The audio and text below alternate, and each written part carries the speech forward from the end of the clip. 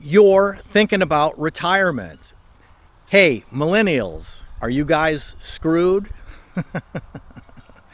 Let's talk about you being tired of working, tired of putting the hours in for a job that you don't like. You know you aren't happy.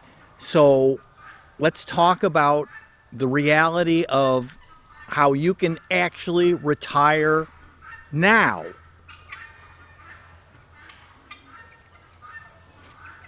Welcome to Goose Pond Hideout with Rob. Hey, how you doing today? I want to chit chat with you about retiring, and specifically if you're in the millennial age group. I'm out here today, got my orange hat on because that time of the year, the wood stove's going in the house. Hopefully my nose won't be running too much because it's pretty cool here today. But anyway, you're thinking about retiring because, let's face it, you have a job that you've just ended up in, right? You know, the job, you don't work a job because you're looking for happiness in your life. You work the job, to pay your bills. And the conventional world, the traditional world, it just sucks you into it when you're young and you get caught up. And, especially the boomer generation, and every generation likes to make their own mark on life. And millennials, of course, you guys want to be different. You want to do things better than the generation before you did. And that's, every generation should want to do that. And, so I've been thinking about it, and I've been reading a lot about how the millennials are just tired of working. You're not getting ahead. Your jobs are stagnant. Your pay, you're working, and you're not getting the paycheck that is, that you should be getting, the compensation. And it all plays into how our society, the conventional world, traditional world, just sucks you in. And let's be honest, if the government had their way, we'd all be working all the time. Because how does the government get their money, right? You earn money and they take some. You spend your money that you've earned and they take some. And they've always got their hand in your pocketbook, in your wallet, in your bank account. And they just want everybody to work so that they get more money. And, it wasn't that many generations ago when people were, self-sufficient homesteaders. You can probably see in the background, one of our chicken coops there that I built for eggs. And, somewhere along the way, and I guess in my opinion, it was probably like post-World War II, is we got caught up in that, earning more money and climbing the ladder and getting a bigger and a bigger house. When a small house would be perfectly fine, but no, now you got to have a house that has 5 bedrooms and a huge open kitchen dining room area for entertaining. and room for the guests and everything else. And then you got to have a fancier car and more expensive. And not that there's anything wrong with that, right? But it's when you get, sucked into it. And I'll be honest, there was a point in my life back when I had this really nice, beautiful black Mercedes. Kind of had the little wipers on the headlights. And, it was a great car. I won't be denying it. But it was expensive, and it was expensive to maintain. And now we drive, 20-year-old cars with no payments, and the registration is lower and the insurance is lower. And, that's, you millennials are getting tired of this work thing and not being compensated. And you're starting to have the realization that, it's time to get out, to jump out of that rat race hamster wheel and that traditional, world that they want you to live in. So that's what I want you to think about. And to borrow from Einstein there, he said something like, you can't use the same thinking to solve a problem that you used when you created the problem. And I might have that twisted around a little bit. But basically, when you create a problem, you can't solve it with the same mindset. And not that your life's a problem, I don't mean it that way, but to use it as an analogy, is that you've got yourself in the current situation that you're in. And if you want to turn the page in that book and start a new chapter, you've got to think differently. And you've got to get out of that rat race, traditional consumer world mindset, and that, a small house is fine. And we have our house has 2 bedrooms in it. And, we're heating with the wood stove that you can see all the trees in the background. I make my own firewood. And that we have, a propane backup, but that's just because that's what you got to have. But anyway, we heat with the wood. We grow a lot of our own food, and we eat very simple food. We don't eat out at restaurants hardly anymore, maybe once a month, but that's pretty rare. When we're out running, some errands, we might stop someplace for a quick bite. And that's basically, I get a senior citizen discount, and we just get small meals and coffee or whatever, but nothing fancy.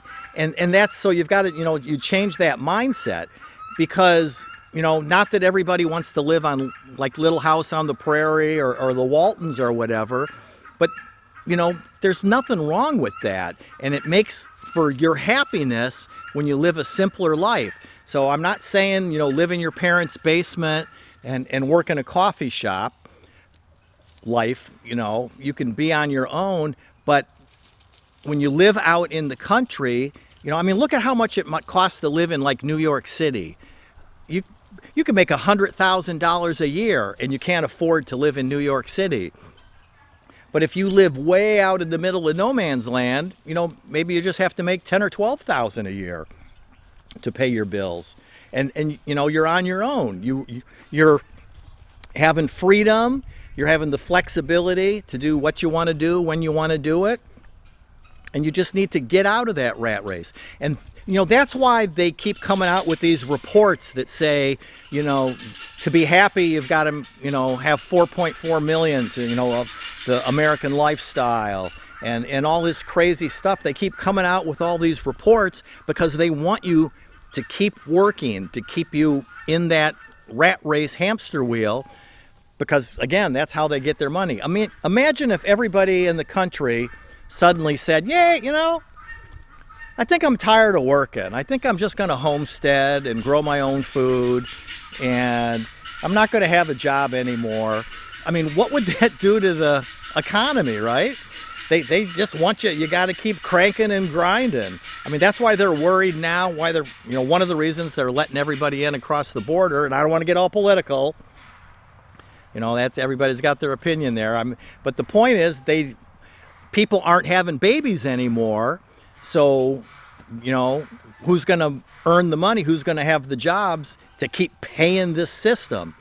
And that's the wake-up call that you need to have, that everybody needs to have. So that's why we're chit-chatting here, is, the wake-up call that you've got to take control of your life, and you can't let them suck you in. So if you love your job, that's great.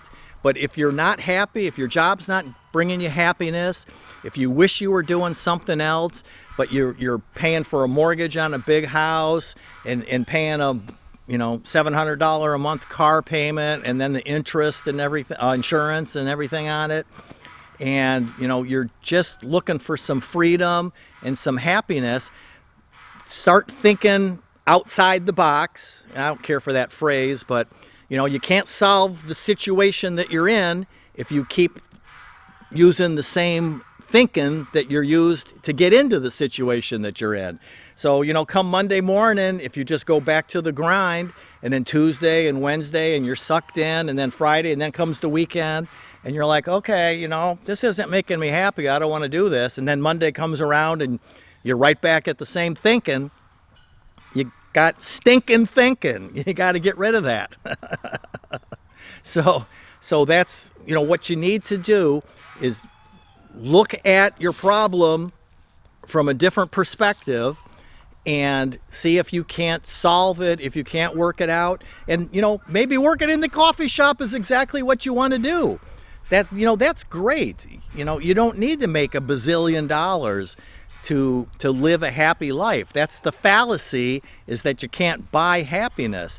You have to look in here for what makes you happy. So, get out of the McMansion, get out of the big expensive car, everything on credit and payments. Get rid of those credit cards, get rid of your debt. Move out to the boonies. And if you can stay connected with social media today. You don't need all to be in the heart of everything. And big cities don't have the draw that they used to have. You can't afford anything anyway. Crime's out of control. So you want to get out and take care of yourself. Have, maybe live in a multi-generational situation like the Waltons. There's nothing wrong with that. That's what we did forever and ever. I was sitting here, when I was a kid, we looked forward to the Sears catalog, the Christmas Sears catalog coming, and we'd flip through the pages with all the toys, and we'd get a piece of paper out and we'd write the name of the toy and the page that it was on, or stick a little piece of paper in the catalog. Sears was where everybody shopped, and Sears basically doesn't exist today.